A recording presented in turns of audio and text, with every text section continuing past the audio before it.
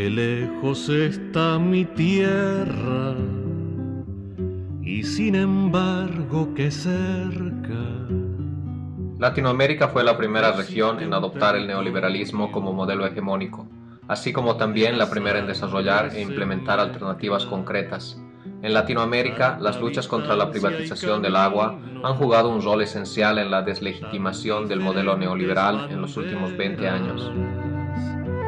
Y la pobreza es la misma, los mismos hombres esperan. Se plantearon grandes luchas, entre las que destaca la Guerra del Agua en la ciudad de Cochabamba el año 2000, hecho histórico que abre un nuevo siglo y cambia la mentalidad de la gente para siempre. Varios meses de tensión y varios días de cruenta batalla por recuperar el agua que había sido privatizada por la transnacional Bechtel a través de las autoridades neoliberales de la época, y costó al pueblo cientos de heridos y un muerto.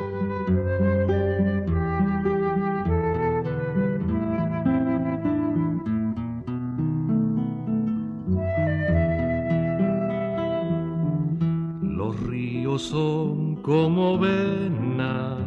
La consigna fue "El agua es nuestra, carajo", asumiendo una nueva conciencia de apropiación y pertenencia de los recursos y una nueva conciencia colectiva de las capacidades de la gente para asumir y tomar decisiones sobre sus propias vidas. No somos los extranjeros son otros. Gracias a la atención mundial que recibió la Guerra del Agua de Cochabamba, sabemos mucho más acerca de las luchas que allí han ocurrido que en otros lugares. Por esta razón, la lucha de Cochabamba ha servido como punto de referencia clave dentro del movimiento global por la justicia del agua. Ayúdeme, compañero, ayúdeme, no demore, que una gota con ser poco, con otra se hace aguacero.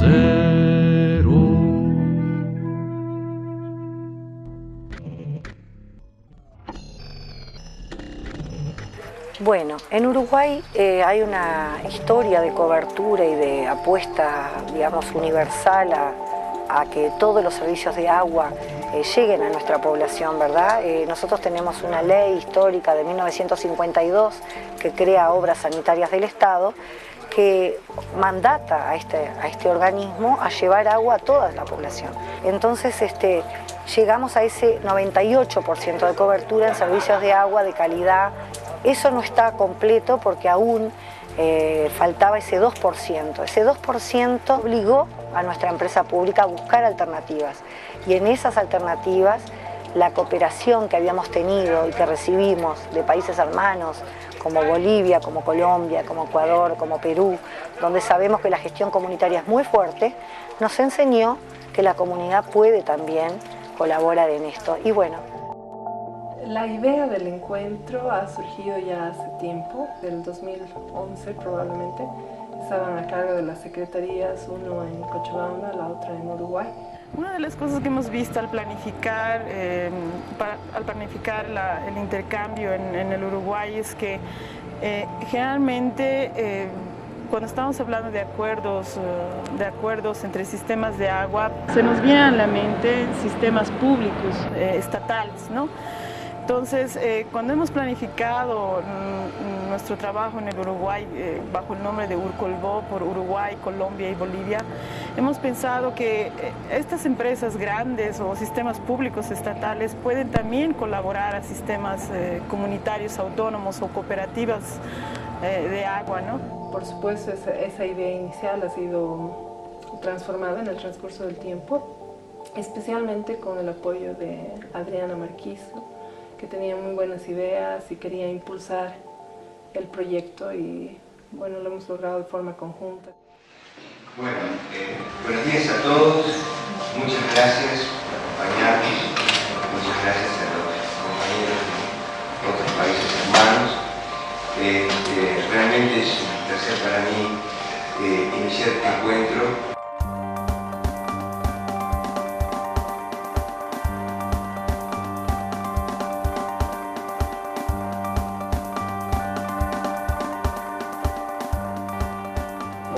plataforma principalmente promueve el encuentro, antes que todo, de entidades que prestan el servicio hídrico, públicos y comunitarios, ¿no? Es decir, empresas públicas de agua y sistemas comunitarios que existen en muchos países de Latinoamérica, como Bolivia, Colombia y Centroamérica.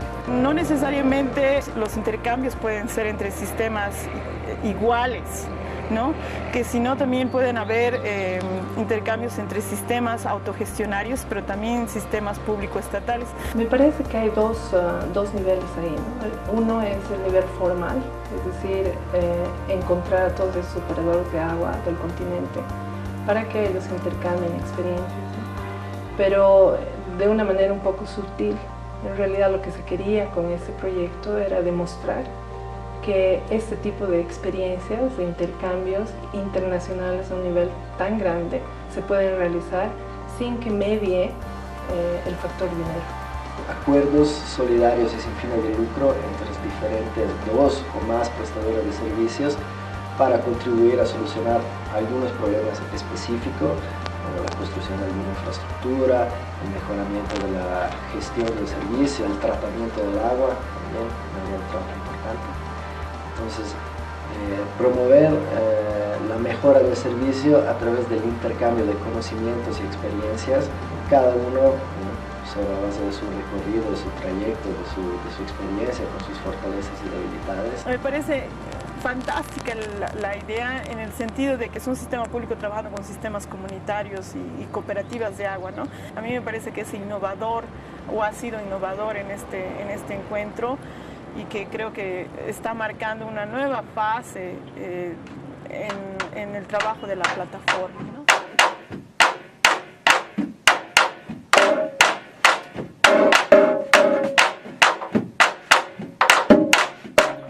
Otra batalla ganada al neoliberalismo es la reforma constitucional del agua conseguida en Uruguay en 2004. Esta lucha popular convulsionó varios meses a la capital y al país entero, movilizó a miles de personas, pero fue el sindicato de la empresa Obras Sanitarias del Estado, OCE, de Uruguay, el que desempeñó un papel protagónico en la recuperación de los servicios públicos contra la amenaza de la privatización.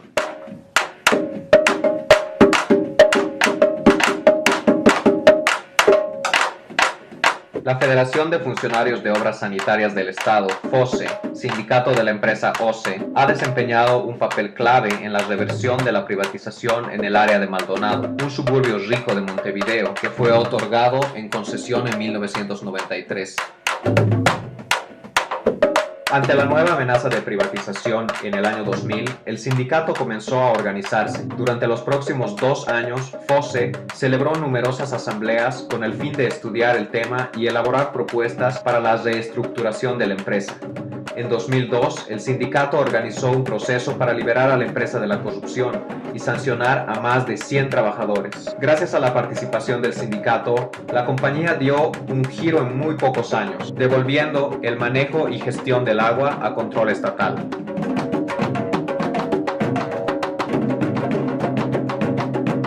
Gracias a estas y otras luchas por la defensa del agua como un derecho humano y un bien común, Latinoamérica ha pasado de ser una región en que el modelo neoliberal era dominante a un territorio de inestabilidad hegemónica en el que las alternativas se están dando, pero al mismo tiempo confrontan serios desafíos.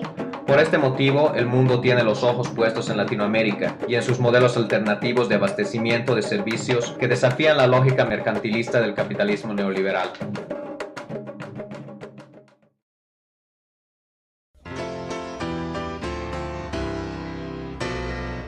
La empresa OCE, empresa estatal del agua de Uruguay, ha sido el anfitrión del evento. Una empresa muy importante dentro del contexto latinoamericano. Nos hemos podido dar cuenta de que hay países como el hermano país del Uruguay que en el tema de servicios básicos están muy adelantados. Trabajar con la gente de la OCE, especialmente con la Oficina de Cooperación Internacional y Nacional, ha sido pues una experiencia invaluable, ¿no? Yo creo que las organizaciones que hemos venido trabajando en la Red Vida vemos la OCE como algo que es nuestro también, es un patrimonio de todas las organizaciones que hemos venido trabajando por la defensa del agua. Gestiona, ¿no?, de manera muy transparente el agua, ¿no? Y tiene varios componentes, ¿no? Donde trabaja, no solamente es el tema agua, ¿no? El tema medioambiental, ¿no? Y tiene otros componentes sociales más que ellos trabajan, ¿no?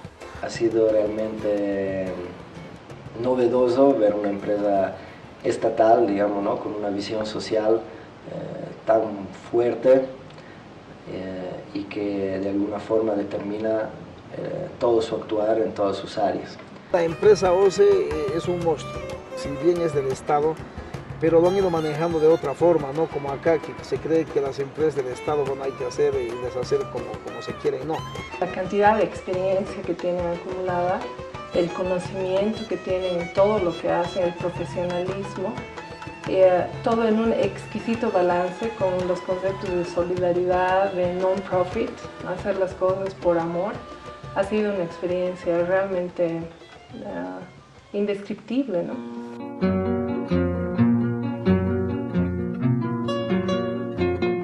Pero también es una entidad muy centralizada, ¿no? Allá por lo menos no es la misma realidad que tenemos en Bolivia, ¿no? Por lo menos un 50% que se maneja a nivel de Bolivia por pequeñas entidades como son los comités, asociaciones, juntas vecinales o cooperativas de agua, ¿no? Entonces allá es diferente el manejo, ¿no? Es más, viene del Estado, más centralizado, y aquí está más bien manejado más de manera diversa, ¿no? Por diferentes actores. Uruguay ha sido el primer país que ha reconocido el agua como un derecho humano en su constitución. El sindicato ha sido clave en la defensa de toda la cuestión de la privatización del agua en el Uruguay, ¿no? El sindicato ha sido clave haciendo la reforma en la Constitución uruguaya que habla del agua como un derecho humano. El sindicato ha sido clave expulsando a una multinacional que estaba operando también en el Uruguay. En el 2004 tuvimos la posibilidad de lograr junto al pueblo el 64,7% de las voluntades para que el agua fuera declarada un derecho humano fundamental, y eso permitió que en nuestro bien común el agua estuviera gestionada, controlada, con la participación de los sectores populares. Entonces el sindicato tiene muchísimos logros. Históricamente ellos son el pilar de que pues, se pueda, digamos, recuperar la empresa, ¿no? El punto de origen de donde se ha desarrollado una política, digamos, de recuperación para la gente misma, para tener una entidad pública. Me pregunto lo que es un candombe y no sé contestar. Así, así, así. Como yo lo estoy sintiendo. Durante el evento y por supuesto previo, durante el tiempo de la organización, el trabajo con la FOSE a través de Lourdes Martínez ha sido muy intenso, muy productivo. La FOSE ha sido parte muy activa y fundamental del intercambio Urcolbol. Un agradecimiento muy especial a los compañeros de la FOSE por habernos permitido poder estar juntamente con ellos y aprender de cómo es el manejo de la gestión del agua en Montevideo, ¿no? Acompañando todas las actividades, asistiendo a los participantes de los diferentes países con toda su sabiduría y know-how en relación al manejo del agua. Durante el evento hemos tenido un par de días en la FOSE y con los compañeros de la FOSE, sumamente solidarios. Satisfacción lograda, ya se marchan los patitos.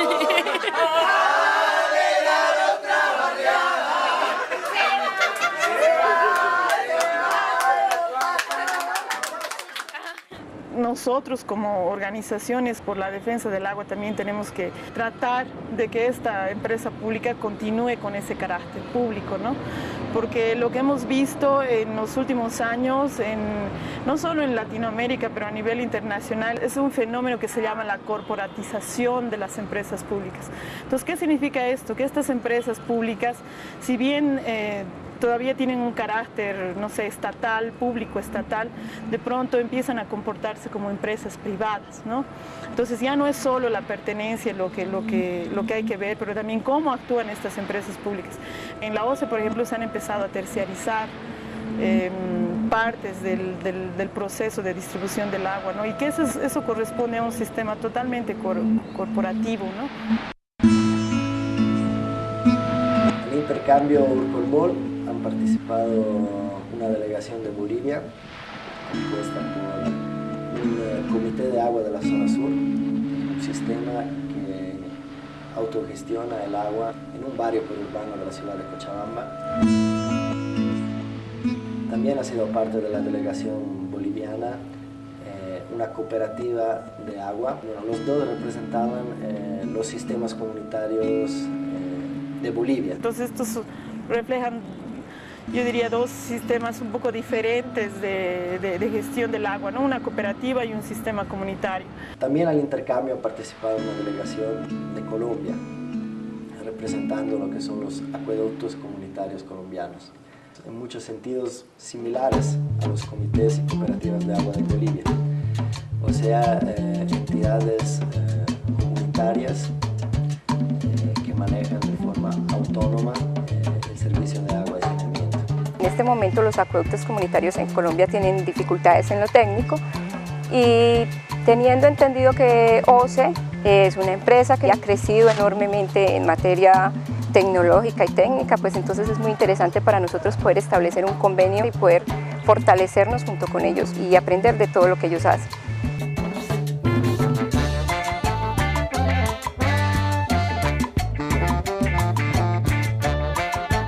Y en las comunidades se han venido organizando, se fortalece la gestión comunitaria y se fortalece el tejido social.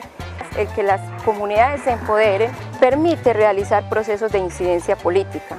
Una incidencia que va desde las propuestas, que va desde la idea de que ellos mismos se apropien de todo ese proceso que vienen realizando, se visibilicen y empiecen a generar alternativas para solucionar esta problemática. Empezamos a generar políticas públicas, proyectos de acuerdo con las municipalidades, se empiezan a establecer acuerdos públicos comunitarios que hacen que de alguna manera sean las mismas comunidades organizadas que empiecen a decir qué es lo que quieren y le propongan al gobierno las soluciones para eso. En el Uruguay no solo ha sido la OCE, pero han sido también una variedad de otros actores. Hemos ido visitando diferentes unidades dentro de OCE y también FOSE.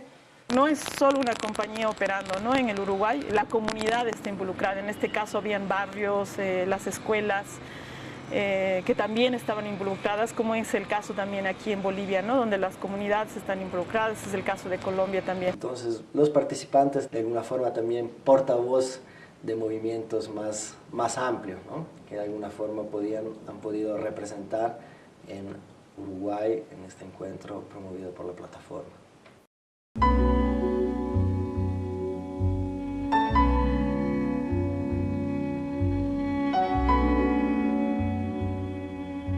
Entre las visitas realizadas a lo largo del intercambio Urcolbol, seguramente me impactó mucho el programa Pequeñas Localidades implementado por la OCE que hemos podido visitar en la localidad de Paysandú. Ellos tienen este su plan del proyecto de las pequeñas localidades, si no me equivoco se llama, ¿no? Que es llevar agua a las zonas rurales del Uruguay. Si bien la empresa tiene niveles de cobertura muy impresionantes, especialmente relacionados con otros países de la misma región, alcanza al 98% de la población de Uruguay, siempre hay algunas zonas, sobre todo en el medio rural, que por su lejanía de los centros urbanos o dificultades geográficas de acceso, no cuentan con un servicio garantizado en calidad y continuidad por el Estado. Faltaba ese 2%, es un 2% rural y periurbano, ¿verdad? Son pequeñas casitas dispersas por el campo en el Uruguay y bueno, toda la lucha de nuestro pueblo por defender los servicios de agua en manos públicas hizo que el Estado, nuestro organismo público, nuestros trabajadores, impulsaran un proceso de que, bueno, tenemos que buscar alternativas de cómo llegar a estas comunidades rurales. Y la administración OCE tomó en sus políticas ese mandato.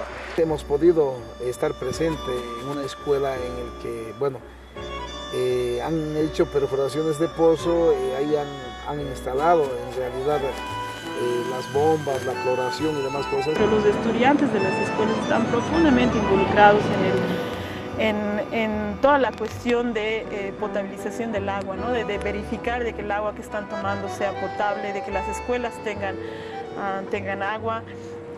Los funcionarios de la OCE llevan periódicamente a ellos un pequeño equipo móvil donde los mismos estudiantes pueden verificar que el agua que están tomando es potable y hacer sus informes. Este proceso de empoderamiento de los ciudadanos en las áreas rurales y la formación de los niños en lo que es no solamente el cuidado del agua, sino su administración también.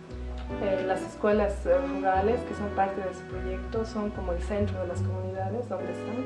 Estableciendo también tarea conjunta entre la comunidad y la empresa estatal para garantizar que el servicio puede ser no solo eficiente, sino también sostenible en el tiempo. Creo que la idea era universalizar el acceso al agua en el Uruguay, ¿no? No solo los centros urbanos deberían tener agua, pero todo el mundo tiene derecho a tomar agua. Entonces, ¿cómo se lleva agua potable a centros, a áreas rurales donde las comunidades están dispersas, ¿no? Tenemos más de 100 escuelitas rurales sin agua y hoy hay un programa específico donde trabajamos en conjunto, trabajadores, la institución, las intendencias, los municipios, la propia comunidad, la escuela pública, aportando con sus maestras, sus niños. Se los educa desde pequeños en la importancia del agua, ¿no? El cuidado del agua.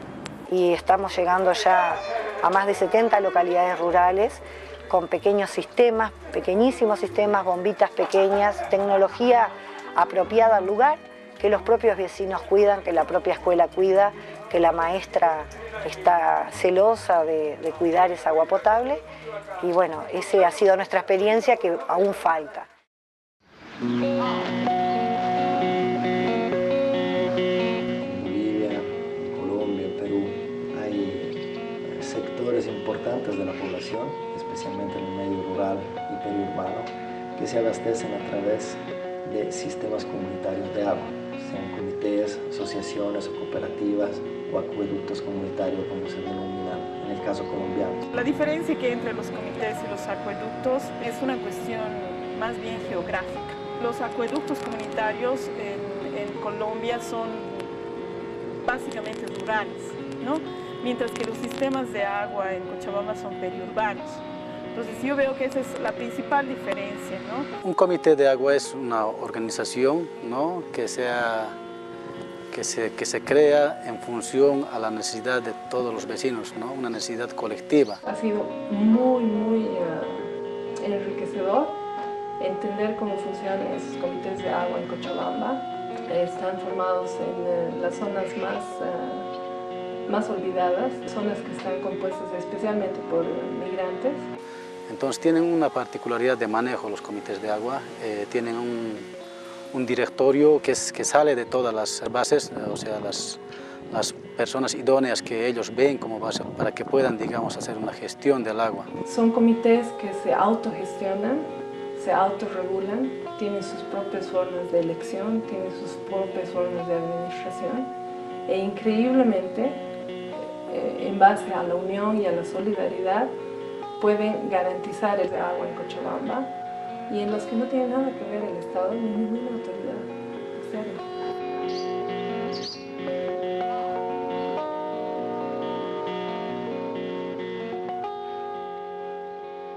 Bueno, en este momento estamos en una defensa de la gestión comunitaria del agua que se viene desarrollando más que todo desde los acueductos comunitarios, que han venido cumpliendo y ejerciendo una tarea que era completamente del Estado, pero que por más de 50 años ellos lo han venido haciendo solo sin ningún apoyo. Son sistemas manejados por la gente, son sistemas creados por la gente y son sistemas que además están defendiendo la autonomía. En este momento, de acuerdo con las políticas de privatización que se están dando, que obedecen a políticas desde el Banco Mundial, viene dándose como una forma de privatizar y lo que se intenta es desaparecer a los acueductos comunitarios en Colombia.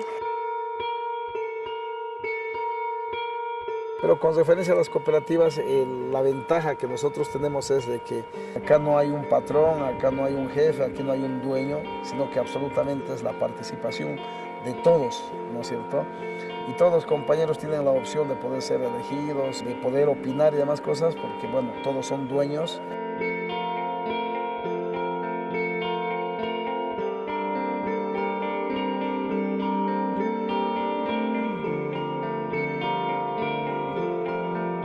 Las cooperativas tienen, más que todo, es la parte de la estructura orgánica, digamos, es diferente. Tienen un nivel ejecutivo y el de comité de vigilancia, digamos. Hay que ir cumpliendo ciertos requisitos, una reunión de constitución, personería jurídica, la inscripción a la Dirección Nacional de Cooperativas y que el gobierno no nos colabora absolutamente nada porque nos ven como una institución privada. Y también se tiene acceso a una licencia que te da la APS, ¿no? Que depende del Ministerio de Agua. La APS es la Autoridad de Agua Potable y Saneamiento Básico de Bolivia, ¿no? Eso sería un comité de agua, hermano, ¿no? Que está ubicado en las zonas periurbanas.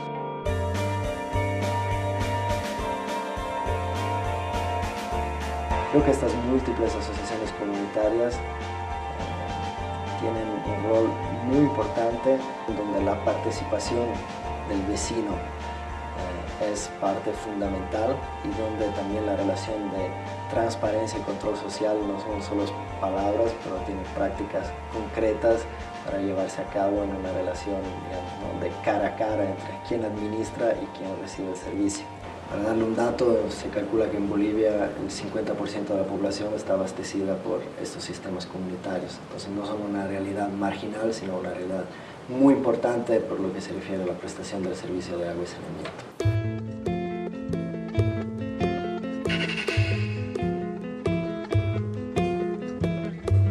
Bueno, creo que ha sido un intercambio hermoso, en primer lugar desde el punto de vista espiritual.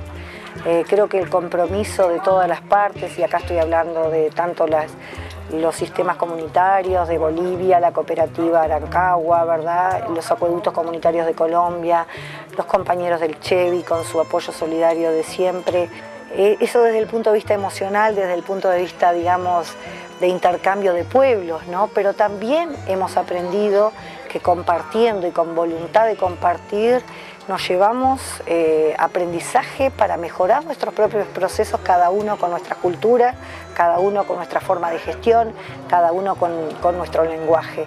La potabilización del agua, cómo mejorarla tanto en las cooperativas, en las comunidades, la propia OCE con su problema de barros, que también ha escuchado que Bolivia está experimentando ya una solución para sus barros y que OCE está interesada en conocer cómo se va a hacer este proceso. Creo que se conjugaron muchas voluntades, producto de un proceso largo de construcción, ¿verdad? De construcción, de defensa del agua como un derecho humano, del agua como un bien común, de que el bien común es lo público y lo público es el bien común, y que la población acceda a agua de calidad en todas partes del mundo como lo tenemos acá en el Uruguay.